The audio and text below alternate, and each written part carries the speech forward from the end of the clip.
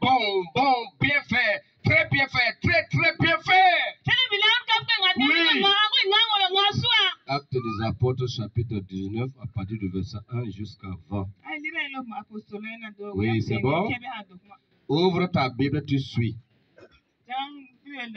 Et pendant que nous lisons la parole de Dieu, suis attentivement. Merci.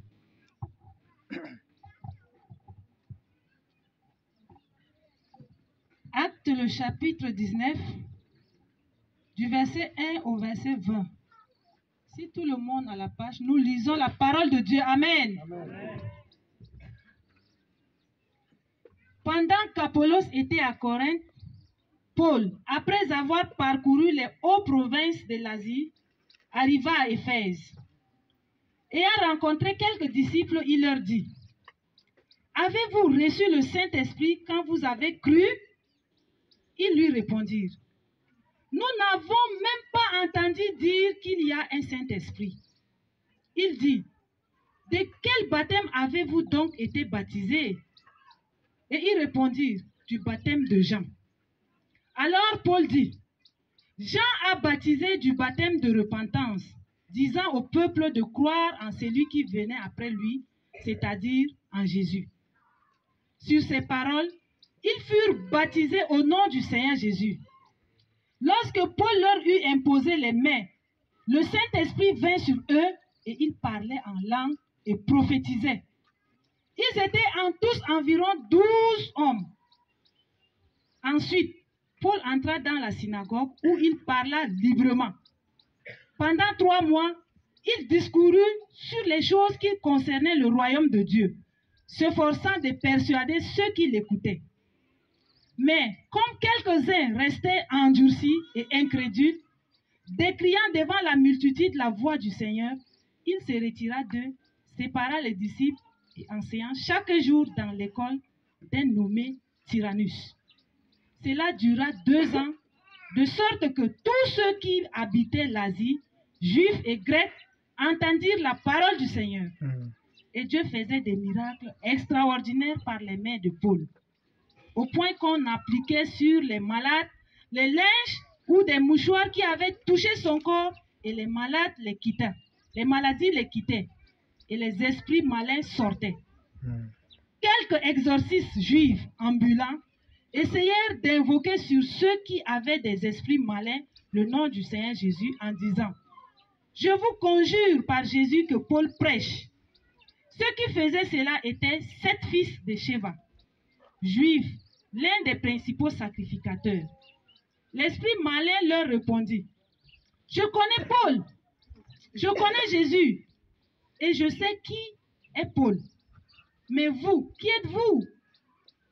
Et l'homme dans lequel était l'esprit malin s'élança sur eux, se rendit maître de tous deux, et les maltraita de telle sorte qu'ils enfuirent de cette maison nus et blessés. Cela fut connu de tous, les Juifs et de tous les Grecs, qui demeuraient à Éphèse, et la crainte s'empara de tous, et le nom du Seigneur Jésus était glorifié. Plusieurs de ceux qui avaient cru venaient confesser et déclarer ce qu'ils avaient fait. Et un certain nombre de ceux qui avaient exercé les arts magiques, ayant apporté leurs livres, les brûlèrent devant tout le monde. On en estimait la valeur à 50 000 pièces d'argent. C'est ainsi que la parole du Seigneur croissait en puissance et en force. Parole du Seigneur. Amen. Amen. Ok, merci beaucoup. Nous avons déjà entendu la lecture de la parole. Nous allons aller vite pour finir. Ici, tu as entendu parler d'Apollo. Tu as entendu parler d'exactitude. Il parlait des Écritures avec exactitude à propos de Jésus-Christ. Ça, c'est Apollo, un dirigeant qui connaissait la parole du Seigneur. Quand on lui demandait de rendre des ministères pour apporter la lumière dans la confusion dans le cœur des gens par rapport à Jésus et d'autres faux prophètes de la terre, et il était capable de rendre le ministère. Dirigeant, Est-ce que tu as une bonne connaissance au sujet de Jésus-Christ? Pasteur, est-ce que tu as une bonne connaissance de la parole de Dieu au sujet de Jésus-Christ? C'est la question qu'on te pose. Et je me la pose à moi-même. Dirigeant. Tu es dirigeant. Est-ce que tu connais quelque chose au sujet de Jésus? Je parle des Saintes Écritures. Alléluia. Un dirigeant connaît les Saintes Écritures. Un dirigeant connaît les Saintes Écritures. Un enfant de Dieu connaît les Saintes Écritures. Un chrétien connaît les Saintes Écritures. Pas vague. Pas vaguement, mais au sujet de Jésus. Alléluia. C'est comme ça que Paul, il est arrivé à Corinthe.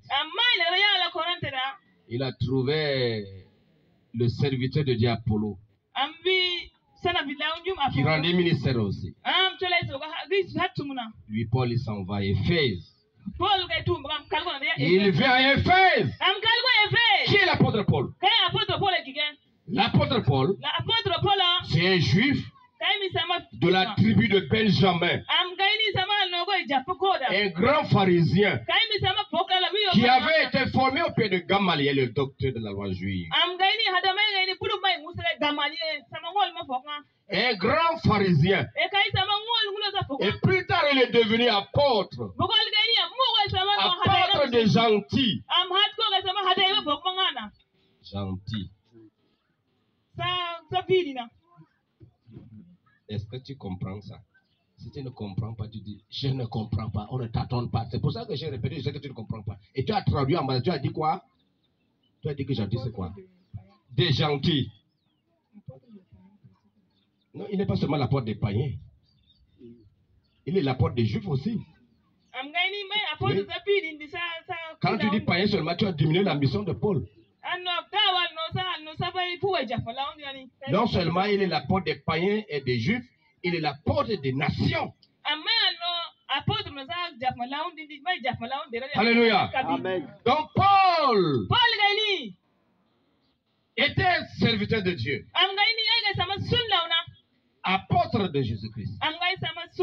Il avait reçu les lettres des souverains sacrificateurs à Jérusalem. Il devait se rendre à Damas, la capitale de Syrie actuelle, pour pouvoir prendre ceux-là qui avaient embrassé la secte nazarienne.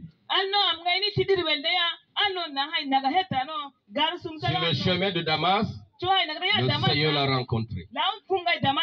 Il est devenu un apôtre de Jésus-Christ. Arrivé donc à Éphèse, il rencontre quelques personnes qui sont devenues des disciples. Il leur a posé la question de savoir est-ce qu'ils ont reçu le Saint-Esprit. Ils ont dit, nous n'avons même pas entendu dire qu'il y a un Saint-Esprit. Il dit de quel baptême avez-vous été donc baptisés? Il lui dit du baptême de Jean-Baptiste. Il leur dit, Jean-Baptiste a demandé de faire le baptême pour la repentance d'Israël parce qu'il y a quelqu'un qui devait venir qu'on appelle Jésus. C'est un baptême de changement. De repentance dans les pensées, dans le cœur, dans le mode de vie. L'apôtre Paul savait le message qu'il devait apporter au peuple de Dieu. L'apôtre Paul est un dirigeant également. Savait diriger le message. Il connaissait prêcher l'évangile. Après avoir persécuté l'église à outrance, il était même témoin de la mort d'Étienne. Alléluia. Les gens marchent beaucoup, dirigeants, il y a quoi? Les gens ne doivent pas marcher beaucoup. Bien aimé, quand l'apôtre Paul était en mission à Éphèse, il a rendu ministère dans la synagogue qui était à Éphèse. Pendant 3 mois, il partageait la parole de Dieu sur le royaume de Dieu. Premier jour, deuxième jour, jusqu'à 30 jours, un mois. Deuxième mois, premier jour, deuxième jusqu'à 30 jours, un deuxième mois. Pendant 3 mois, il prêchait. Il y avait des Juifs et des Grecs qui commençaient à décrier. Ça veut dire, ils ont commencé à critiquer le message de Paul. C'est ça, décrier. Ils ont commencé à attaquer le message de Paul. Ils ont attaqué Paul. Ils ont attaqué Paul. Paul les a laissés tranquilles. Il s'est levé. Il s'est séparé d'eux. Il a appelé les disciples. Ceux qui avaient donc été baptisés parce qu'ils avaient reçu notre baptême, il les a pris de côté. Alléluia. Amen. Il a commencé à travailler avec eux. Pendant 2 ans. À Éphèse, dans une école d'un certain Tyrannus. 2 ans. Il a enseigné. Il a enseigné. Les dirigeants enseignent la parole de Dieu. Les dirigeants enseignent la parole de Dieu. Les enfants de Dieu sont enseignés par la parole de Dieu. Il y aura des transformations. Il y aura des délivrances. Il y aura des guérisons. Il y aura des modifications dans la vie des gens. Et les gens se rendront totalement au Seigneur. Et les 12 personnes qui avaient été donc baptisées par l'apôtre Paul, ils avaient reçu un premier baptême. Paul a posé la question, est-ce que vous avez reçu le Saint-Esprit? Ils ont dit, nous n'avons même pas entendu dire qu'il y a un Saint-Esprit. Et il les a baptisés. Ils ont eu 2 baptêmes.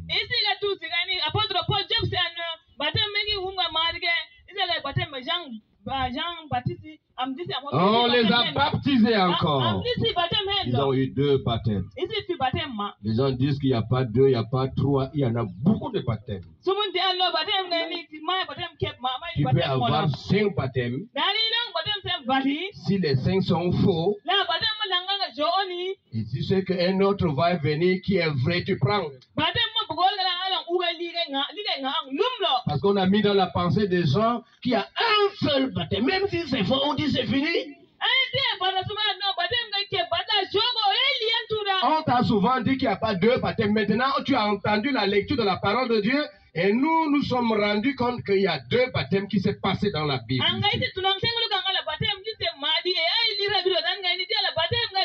Quand ton dirigeant va dire ton baptême est faux, il faut faire un autre baptême, ne discute pas. Si tu discutes, c'est que tu ne connais pas la vraie conversion. La preuve en est que quand l'apôtre Paul a posé la question, avez-vous reçu le Saint-Esprit? Ils ont dit, nous n'avons même pas entendu dire qu'il y ait même du Saint-Esprit. Il dit, mais de quel baptême avez-vous été donc baptisés? Ils ont dit du baptême de Jean. Il dit, non, je vais vous baptiser. La Bible dit, ils n'ont même pas dit un mot. Quand vous lisez là, ils n'ont rien dit. Ils sont allés, l'apôtre Paul les a baptisés. Quand ils ont fini le baptême, il a mis la main sur eux, il a prié, le Saint-Esprit est descendu, ils sont baptisés dans l'eau, baptisés dans le Saint-Esprit.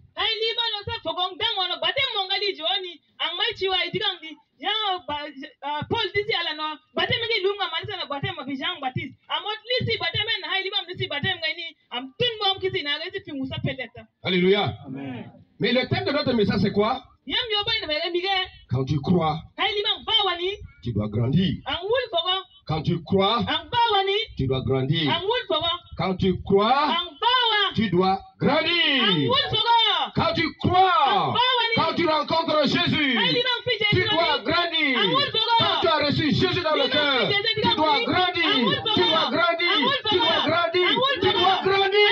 Si tu ne grandis pas, si tu ne grandis pas, tu n'as pas rencontré Jésus. Oui, on grandit. On grandit. Nous avons semé les gigaris. Maintenant, plusieurs parmi nous qui sont assis. Ce matin, ils sont allés dans les toilettes jeter le gigari qui est pourri déjà. Le gigari qu'on a semé il y a quelques mois, ce matin, c'est déjà pourri dans le ventre. On a jeté dans les WC déjà. Qu'est-ce que je veux dire? Le gigari est semé, il a grandi, il a porté de fruits. Toi aussi, la parole de Dieu a été semée en toi, tu dois aussi grandir. Tu ne vas pas pourrir pour qu'on te jette derrière comme le gigari. Mais quand tu es transformé parce que tu as grandi, le caractère de Satan est tombé.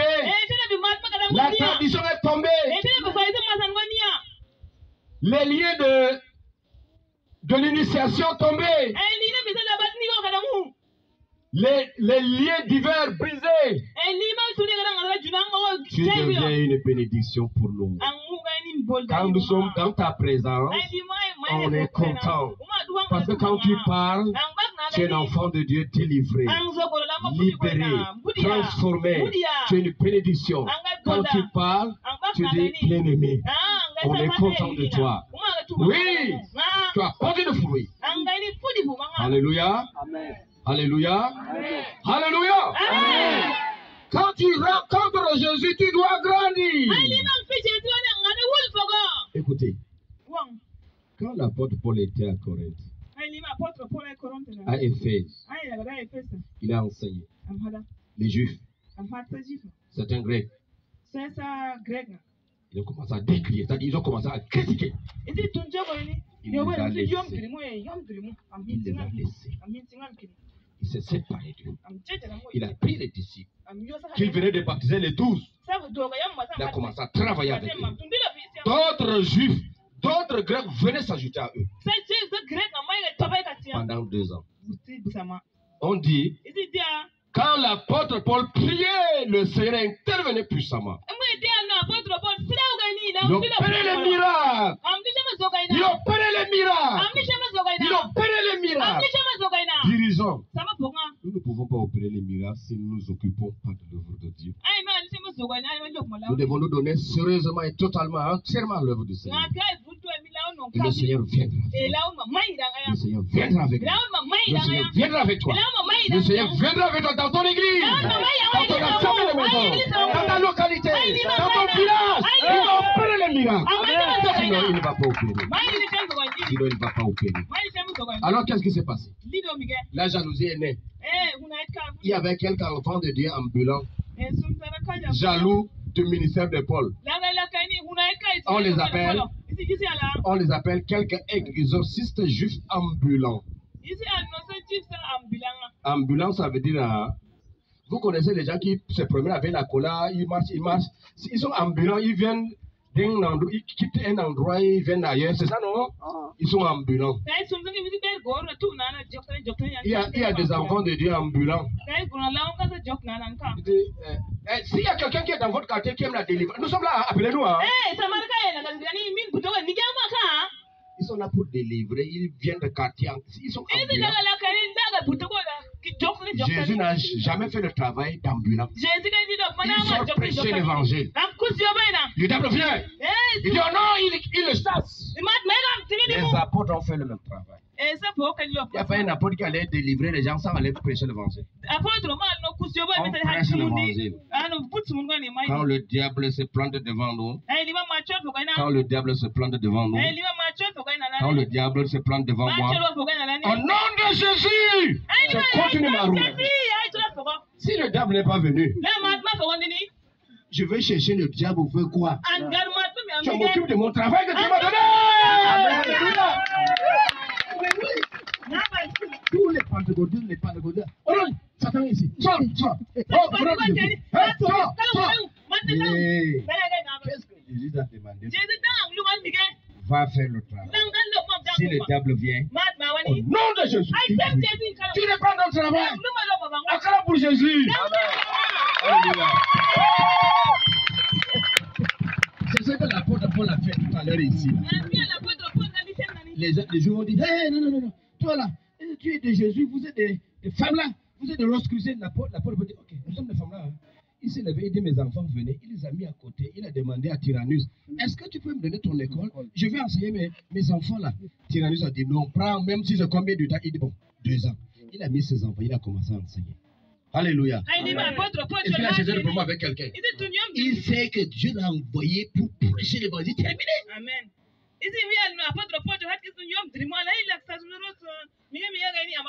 Alléluia. Maintenant, pendant 2 ans, il a enseigné. Tout son séjour, c'est 2 ans et 3 mois. Et comme il y avait aussi les marchands ambulants, ils ont vu l'apôtre Paul de faire opérer les miracles. Ils ont allé trouver quelqu'un. Ils ont dit, allons, On a vu Paul là. Moi, oui, Paul, ça, non? Il a fait les miracles. Vas-y, l'homme, s'il a les démons, il va nous sentir aujourd'hui. Alors, ils sont allés. L'homme les attendait. Il dit, venez. Je vous attends aussi. On va voir qui est fort. Ils sont venus. Par le nom de Jésus-Christ. Le type, vous allez me sentir. Il les a arrêtés. Je dis à cette personne, une seule personne les a matés. C'est ça, non? Oui. Il a déchiré leurs habits. Ils ont fui. C'est les enfants d'un pasteur. Eux-mêmes, ils sont pasteurs. Pardon, chrétien ambulant. Tu vas un jour recevoir les coups. Ne fais pas ce travail. Ne dis pas que tu as vu Josué en train de délivrer. Tu n'as pas osé délivrer. Il délivre, c'est pourquoi il fait. Toi, tu dis, tu commences à marcher dans la route. Tu dis, vas-y, vous n'avez pas des gens malades chez vous. Vous n'avez pas les démons, les gens démonisés chez vous là. Je suis venu pour libérer les gens. Ça va nous sentir aujourd'hui. Mon frère, le gars va te mater. Parce que Jésus n'a pas dit allez chasser de tout le monde les démons. Il a dit allez faire de toutes les nations des disciples. Acclamation à Jésus. Donc Jésus est bon. Amen. Le message est clair. Quand tu crois, tu grandis. C'est comme ça que quand les gens étaient jaloux du ministère de l'apôtre Paul, ils ont commencé à faire aussi leur part, ils ont échoué. Je parle à mes enfants, je parle à tous mes enfants dirigeants. Si l'œuvre prospère entre les mains d'un pasteur, bénissez Dieu, prie pour lui pour que le travail avance. Amen. Si tu ne pries pas, Satan va te mettre l'orgueil. Tu vas être détruit. Prie pour toutes les personnes qui savent Dieu que le travail de marcher ou pas, dit Seigneur, bénis son ministère. Si tu es saisi par l'esprit de parti comme les enfants du pasteur, le souverain sacrificateur, tu seras détruit. Alléluia. Maintenant, après les 2 ans, on dit plusieurs de ceux qui avaient reçu avaient cru, venaient confesser et déclarer ce qu'ils avaient fait. 2 ans et 3 mois. 2 ans et 3 mois. Parce que Paul a enseigné. Il a enseigné chaque jour. Chaque jour. C'est écrit là-bas. Chaque jour. Et quand les pentecôtistes sont souvent à l'église, les gens disent, ils sont là chaque jour. C'est écrit chaque jour. Alléluia. Chaque jour. Chaque jour. Ils ne viennent pas au travail, moi je ne connais pas. Chaque jour. Ils font quelle affaire, moi je ne connais pas. Chaque jour. Amen. Et s'ils ne mangent, c'est pas parce qu'il faut travailler. Chaque jour. Alléluia. Amen. Maintenant, quand ton pasteur te dit dans ton assemblée, viens la nuit de prière, tu ne dis pas, hey, mais tu as lu déjà chaque jour. Alléluia. Acclamation. Alléluia. Tout est écrit dans la Bible. Amen. On n'est pas en train de fomenter les choses. Mon frère soit délivré aujourd'hui. Quand tu crois, tu dois grandir. Qu'est-ce qui s'est passé? On dit que plusieurs de ceux qui avaient cru. Regardez quelque chose. 3 mois à Éphèse, en train d'enseigner à la synagogue. Mon message vient maintenant. 3 mois à l'église en train d'enseigner à Éphèse, la synagogue, les gens se sont opposés. Il dit, ok, je sors. Il prend ses enfants. Il cherche une école. Il rentre là. Pendant 2 ans. 3 mois plus 2 ans, ça fait 2 ans et 3 mois. La Bible rapporte là-bas que les Juifs et les Grecs qui étaient de la localité venaient donc plus, quand la Bible dit plusieurs de ceux qui avaient cru, ceux-là qui s'étaient opposés, c'était parmi eux. Et ceux-là qui ne s'étaient pas, qui ne sont pas venus s'opposer ouvertement, ils ont cru. Donc plusieurs de ceux qui avaient cru, c'est-à-dire ceux qui s'étaient opposés là, ils ont fini par croire. Et ils sont venus vers l'apôtre Paul. Alléluia.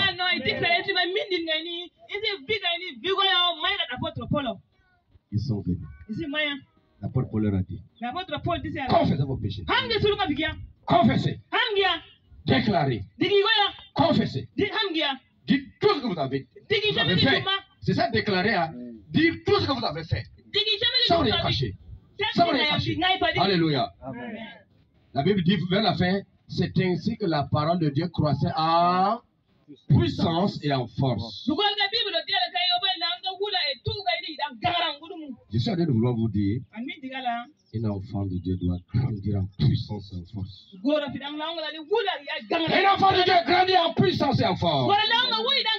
Tu dois grandir en puissance et en force. En puissance, en puissance, en puissance, en puissance, en puissance et en force. En puissance et en force. En puissance et en force. En puissance et en force.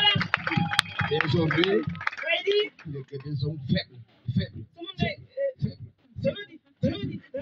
Faible. Il n'y a pas la force. Il n'y a pas la force. On dit tu dois grandir en puissance et en force. Ça veut dire quoi grandir en puissance? Écoute-moi bien. Tu dois grandir en puissance. C'est ça mon message. Tous les commentaires que j'ai dit là, c'est pour vous amener à suivre simplement. Tu dois grandir en puissance. Si tu es ici, tu dois grandir en puissance. Si tu es une femme, tu es un homme, jeune garçon, jeune fille, grandis en puissance. Tu dois grandir en force. Tu dois grandir en puissance. Tu dois grandir en force. Tu dois grandir en puissance. Tu dois grandir en force. Tu dois grandir en puissance. En puissance. En puissance. En puissance. En puissance. En force.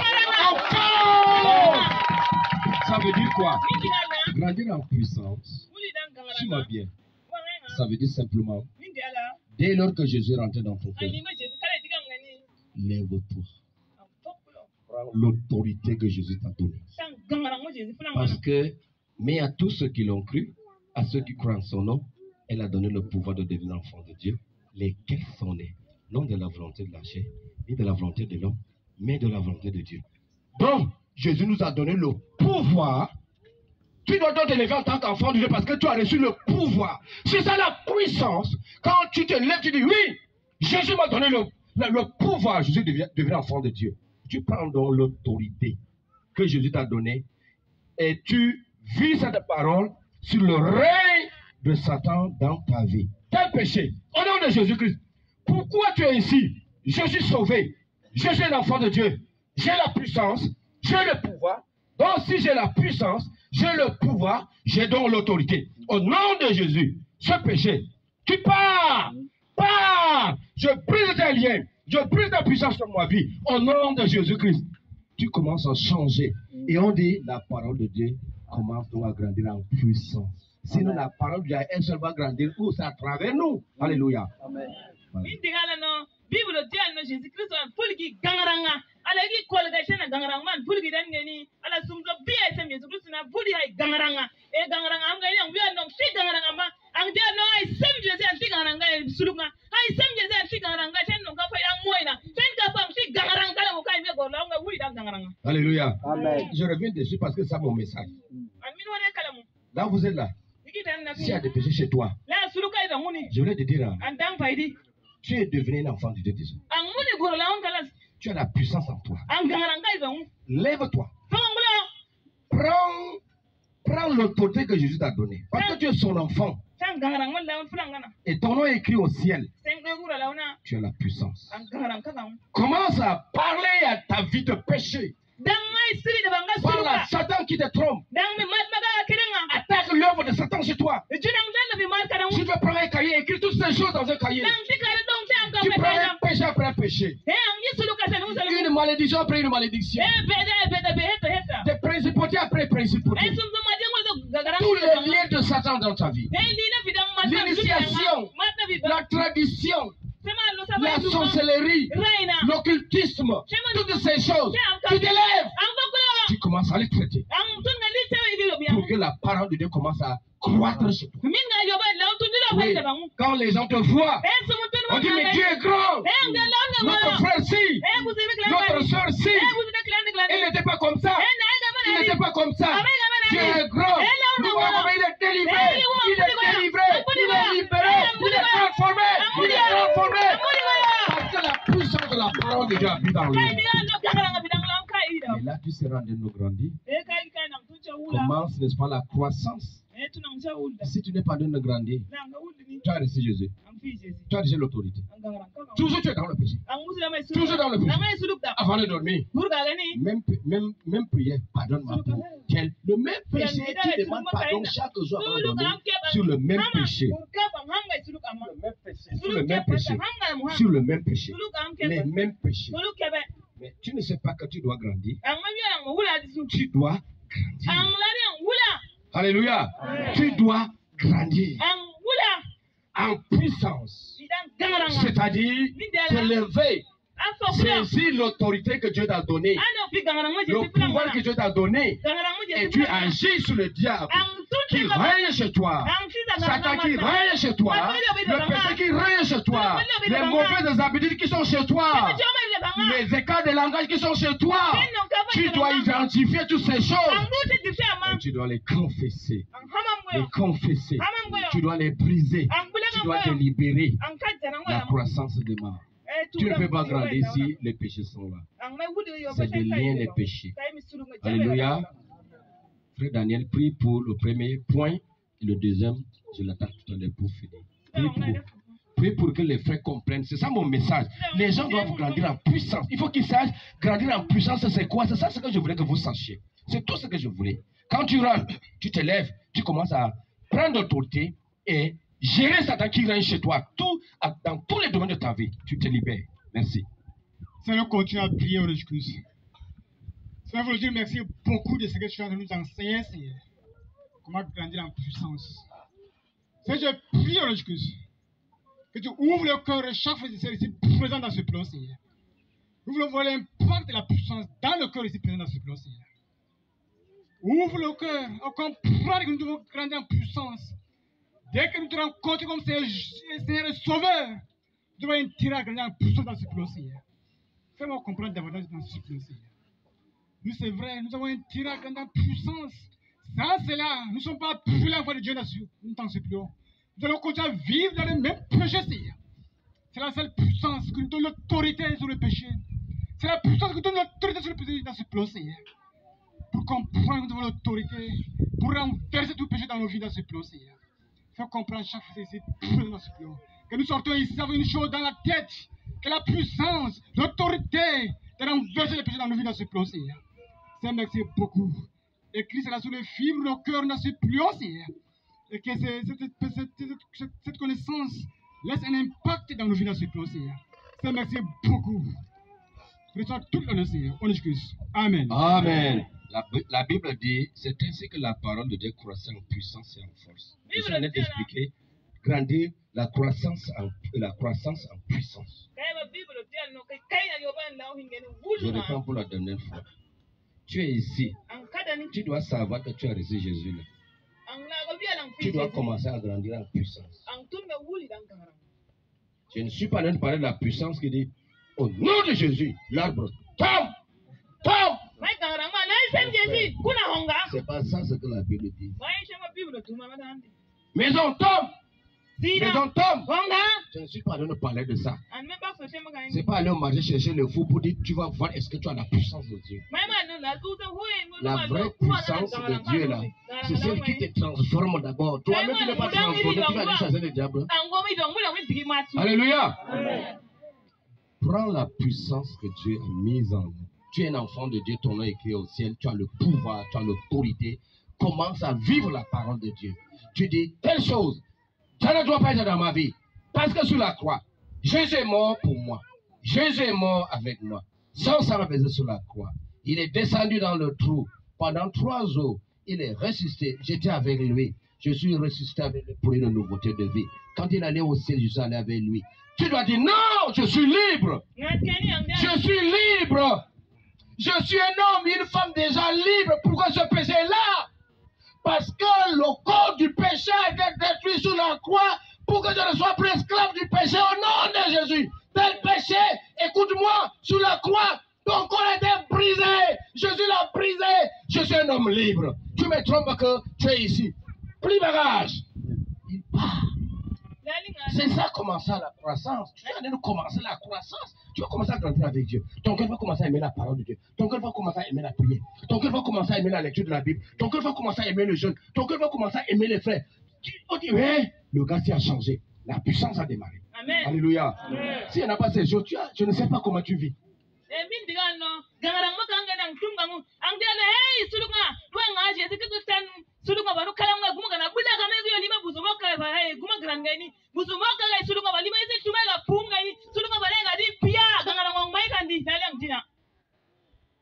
Alors? Alléluia. Amen. Maintenant, grandir en force. C'est le dernier point. Grandir en force. Grandir en puissance. Grandir en force. Ça veut dire simplement que tu as déjà une énergie vitale en toi. Tu as quelque chose de Dieu en toi qui te donne la vie de Dieu. Tu as une énergie spirituelle. Alléluia. Tu dois simplement t'élever. C'est des ressources spirituelles que tu as placées en toi. Il y en a déjà en nous. Disons merci à Dieu pour le bon vent qu'il a envoyé. Amen. Amen. Prions tous ensemble. Pardon, dis merci à Dieu. Merci pour le bon vent, Seigneur. Que toute la gloire soit faite au nom de Jésus-Christ. Amen. Dieu est bon comme ça. Si c'était moi, Dieu, est-ce que je vais envoyer ça? Je vais être méchant. Parce que j'ai non. Oui, fais seulement, même si là-bas j'ai ça, le Seigneur continue seulement. Amen. Parce que nous n'avons pas bien fait ça, on ne va pas dire, oh, comment le vent, il fait son travail aussi. Oh, alléluia. Amen. Je finis le dernier point avant de nous séparer. Grandir en force. Ça veut dire que toi qui es assis là, Gazida ne dort pas. Ne dort pas. Kalsendi. Gazida Kalsendi. Anmindi, madame. Grandir en force. Ça veut dire simplement, il y a de l'énergie en toi. Une force de Dieu est en toi. Elle est une énergie spirituelle. C'est une énergie spirituelle. C'est des ressources. Tu dois t'élever, te saisir de ces ressources. Tu commences à les utiliser. Oui, tu commences à les vivre. Tu les amènes dans chaque domaine de ta vie. Je reviens en arrière, peut-être vous avez la confusion. Grandir en puissance, ça veut dire simplement, tu te lèves, tu prends la parole de Dieu, parce qu'elle t'a déjà donné l'autorité. Tu restes sur le diable. Tu restes sur le diable avec son armée, sur le péché dans ta vie. Maintenant, grandir en puissance, tu as cette énergie en toi qui est spirituelle. Tu as cette énergie vitale qui est en toi. Tu dois maintenant l'utiliser dans les domaines de ta vie pour grandir, aller loin avec lui. Alléluia. Tu veux grandir dans la vie de prière. Tu peux dire, tu te poses la chaise comme ça, tu t'assois. Tu commences à prier. Tu commences à prier. 30 minutes. 1 heure. 1h30. 2 heures. Quand la chair va dire, je suis fatigué, dis non, non, j'ai de la puissance de Jésus en moi. Je vais prier 5 heures. Et tu continues de prier. Tu pries. Est-ce qu'il n'y a pas une croissance en force ici? Tu es allé faire ce que tu ne faisais pas avant. C'est ça la force. Alléluia. Alléluia. Amen. Alléluia. Amen. Je vous dis de voir, quand je suis à la maison, vous voyez la tête de maïs là. Quand je suis à la maison, je dis, ah non, je dois prier 1 heure. Je laisse les gens se rendre dans le maïs là. Je marche par le maïs au nom de Jésus. 1 heure passe là. Je me rends compte que 1 heure déjà passée, c'est devenu pété. Pendant que tu parles, 1 heure, je veux dire quoi, frère? Tu as des ressources en toi pour t'amener à prier beaucoup, frère. C'est ça. La parole de croissance en force. Donc ça veut dire dans nos vies là, Dieu nous rend capable de faire beaucoup de choses que nous on ne pouvait pas faire. Alléluia. C'est ça, grandir en force. Frère, il faut grandir en force. Quand tu as reçu Jésus, tu dois grandir en force. Tu dois faire des choses extraordinaires. Tu peux lire 10 chapitres. 10 chapitres. Non. j'ai lu 60 chapitres hier. Quelqu'un dit comme ça, tu as lu 60, comment ça s'est passé? Mais c'est possible, non? On dit qu'on a de l'énergie en nous, on a des ressources spirituelles en nous. On peut lire 60 chapitres par jour.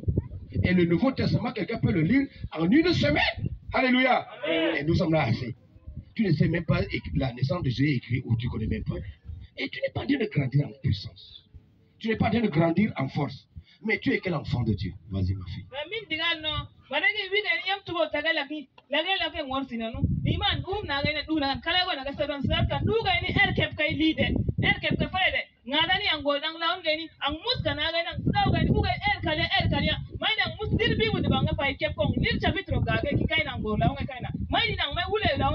Ça t'enrègne encore chez toi. Tu ne connais pas la puissance. Grandis en puissance. Tu ne fais pas certaines choses. Tu ne grandis pas en force. Et comment tu ne peux pas évangéliser pendant 5 heures d'affilée? Tu ne peux pas. Pourquoi? Tu as les ressources déjà, tu peux te rendre capable. Tu peux sortir à 7 heures. Tu rentres à 13 heures. Bien fatigué. Tu dis, je vais sortir à 7 heures. Je vais prêcher à au moins 200 personnes. Sinon, je ne rentre pas. Alors qu'avant, tu ne connaissais pas ces choses. Parce que tu sais déjà que tu as des ressources. Et tu sors. Tu dois être sage. Tu calcules. Si je vais prêcher à 200 personnes tout à l'heure, là, en 30 minutes, tu as déjà fait ça. Alléluia. Amen. Alléluia. Amen. Je suis allé un jour au marché de bois. J'ai calculé l'heure que les églises sortent. J'ai démarré. En 20 minutes, les gens qui ont entendu l'évangile. Peut-être tu te demandes, mais 200 là, je vais les trouver où? Va au marché, non? Et tu as peur? Va dans les bars, ils sont là. Hein? Va dans les cabarets. Tu vas les trouver vers les... Ils écoutent bien. Mais tu dois prêcher. Alléluia. Je voulais que vous compreniez les deux termes, les deux expressions. Grandir en puissance et en force. Parce que la Bible dit que la parole de Dieu croissait en puissance et en force. Ça ne grandit pas seul, ça grandit dans nos vies. Parce qu'on voit la parole de Dieu en nous grandir en puissance et en force. Il faut que toi et moi, tu vois ça chez toi. C'est ça le fardeau qui est sur le cœur. Gloire à Dieu. Amen. Tu vas prier pour que les gens comprennent. Pour nous, il faut que les gens comprennent. Parce que les gens sont esclaves. Pourquoi?